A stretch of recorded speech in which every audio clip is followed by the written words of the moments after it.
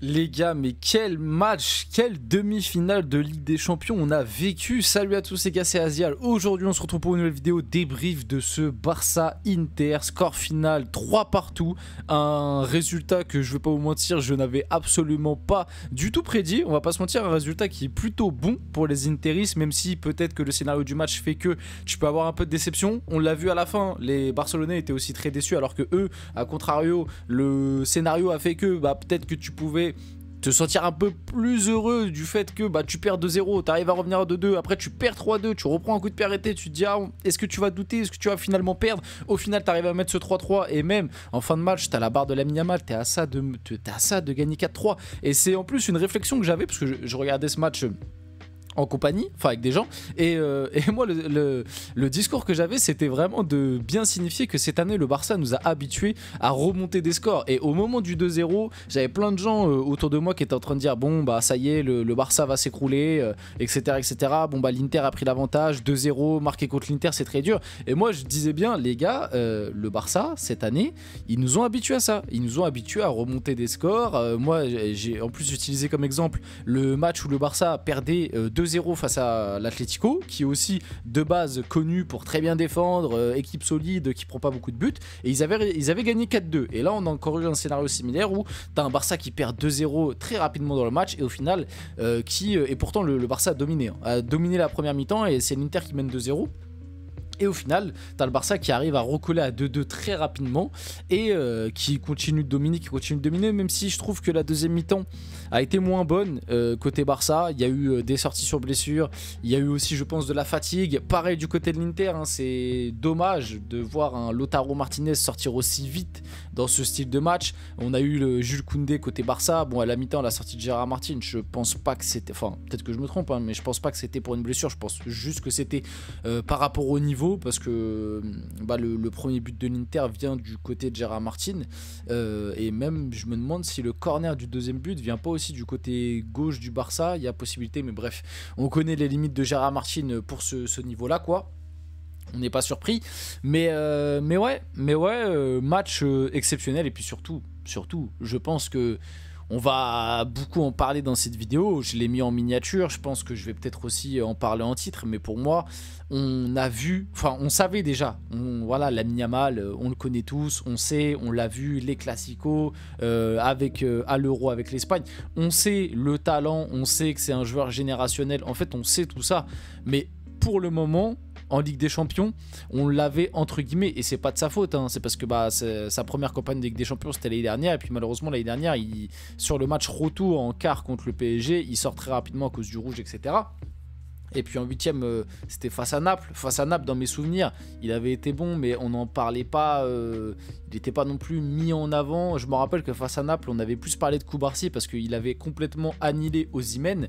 Mais là, pour moi, c'est peut-être le match référence de Lamine Yamal en Ligue des Champions. Dans le sens où... au-delà d'être un match référence, peut-être que pour certains, il a déjà des matchs références en Ligue des Champions. Je contredis pas ça. Il y a des matchs contre Dortmund, Benfica et tout. Il est très bon, il marque, Benfica, il fait la misère, il est trop fort. Mais par rapport à l'équipe qu'il y a en face, par rapport au contexte, par rapport au fait que l'équipe, le Barça est mené 2-0, tu vois, quand tu regroupes tout ça, en plus aussi fait très important, c'était son 100e match avec le Barça. Vous vous rendez compte, il a 17 ans, il a déjà joué 100 matchs avec le Barça, c'est absolument stratosphérique, exceptionnel. Et le match qui te fait... Mais je vous jure, moi je vous parle très sérieux, et pareil, c'est quelque chose dont j'étais en train de parler là. Quand on regardait le match avec les gens avec qui j'étais, moi je le disais les gars, le match qu'a fait Lamine Yamal là aujourd'hui en Ligue des Champions, je pense que j'ai pas vu ça depuis peut-être Neymar, Messi, CR7.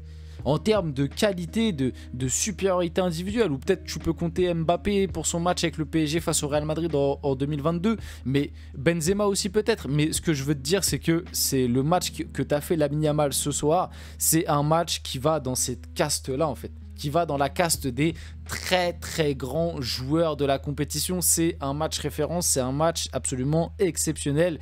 Et on en revient aux débats qui sont faits depuis des semaines, et où moi je vous ai toujours dit que Pedri est important, Rafinha est important, Lewandowski est important, Koubarsi est important, mais moi j'ai toujours eu, et vous pouvez reprendre mes vidéos d'il y a 3, 4, 5 mois, même peut-être du début de saison. Moi les gars, je vous ai toujours dit, le Barça cette saison, ils ont eu un creux. Au mois de décembre, janvier, c'était un creux où Lamine Yamal n'était pas là. Il y a eu des matchs sans Pedri, il y a eu des matchs sans Rafinha, mais le moment où le Barça a eu un creux et un déficit de résultats, c'est le moment où Lamine Yamal n'était pas sur le terrain. Oui, il y a des matchs où il peut être un peu moins visible, il y a des matchs où il peut être un peu plus frustrant, il y a des matchs où il a peut-être un peu moins d'impact, mais malgré tout, regarde, je prends le match samedi soir, le Classico.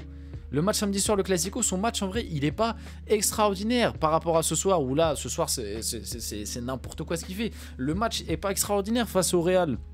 Son Classico est pas extraordinaire, mais malgré qu'il te fait un match pas extraordinaire, du haut de ses 17 ans, il te fait 2 passes D et il est hyper décisif. Il te fait une passe D quand le Barça est mené 2-1, une passe millimétrée qui il la place parfaitement dans la course de Ferran Torres, qui prend complètement au travers, ça prend complètement Rudiger, et puis ça force Courtois à sortir, mais en même temps la passe est tellement bien dosée que Courtois est trop court.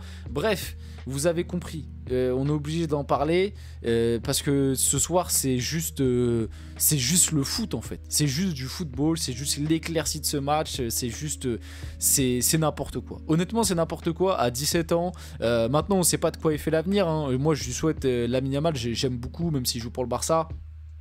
Voilà, moi je préférerais du coup l'avoir sur le maillot du PSG bien évidemment, mais moi j'aime beaucoup de joueurs, j'aime beaucoup footballistiquement ce qu'ils proposent, c'est n'importe quoi, et vraiment hein, les gars, on peut se poser la question, est-ce qu'à l'heure actuelle Lamine Yamal n'est pas le meilleur joueur du monde? Je parle pas en termes de stats ou quoi, mais je parle en pur termes footballistiques, c'est-à-dire contrôle, passe, technique, QI foot, vision de jeu, bref, dribble, vous avez capté. Pour moi, à l'heure actuelle, à 17 ans, est-ce que c'est pas déjà le meilleur joueur du monde dans tous ces aspects-là? Il y a débat.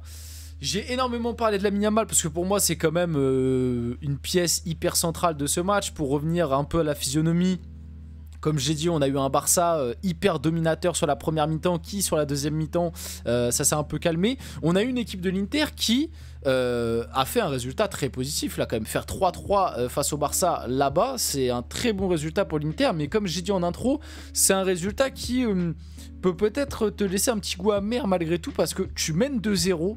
Et quand t'es l'Inter et que tu mènes 2-0, même si bon, moi je savais que le Barça était capable de revenir, mais quand t'es l'Inter et que tu mènes 2-0, tu te dis on peut aller chercher la victoire. Surtout qu'après tu te fais remonter 2-2, t'arrives un peu à calmer le truc. Je le dis, la deuxième mi-temps du Barça est quand même moins bonne.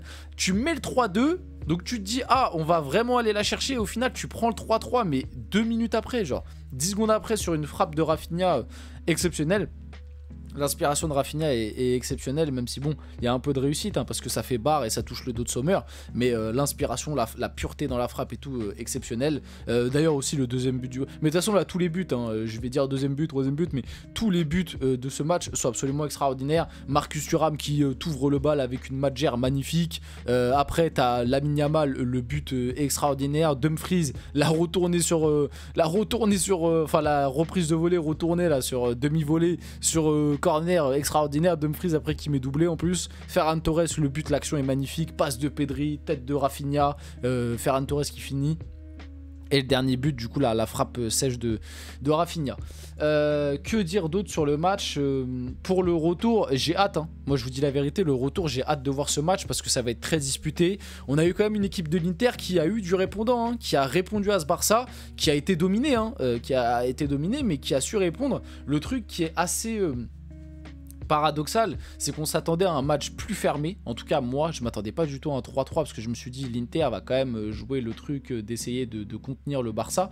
Et puis au final 3-3, mais après au final quand tu regardes les stats, bah, je m'attendais à peu près à ça quoi. Donc on a eu un Barça dominateur, 72% de possession, mais quand tu regardes les XG, 1,39 à 0,91, donc grosso modo un 1 partout aurait été un résultat plus logique. Et au final, pourquoi on a un 3-3? C'est pas parce que l'Inter a foncièrement mal défendu ou quoi, c'est juste que tu as eu des buts extraordinaires, mais des deux côtés. Le but de Lamine Yamal, dans un monde normal, il rentre pas. Le but de Rafinha, il rentre pas. On va dire le seul but un peu normal, et encore l'action est quand même magnifique, c'est le deuxième but du Barça. Pareil côté Inter, le but de Marcus Thuram, la Madjer, magnifique, tu vois. La demi-volée de Dumfries, voilà. Et puis le troisième but, c'est aussi un coup de pied arrêté. Donc Au final, il n'y a pas eu tant de grosses occasions que ça, mais pourquoi ça fait 3-3? C'est tout simplement parce qu'on a eu des buts extraordinaires.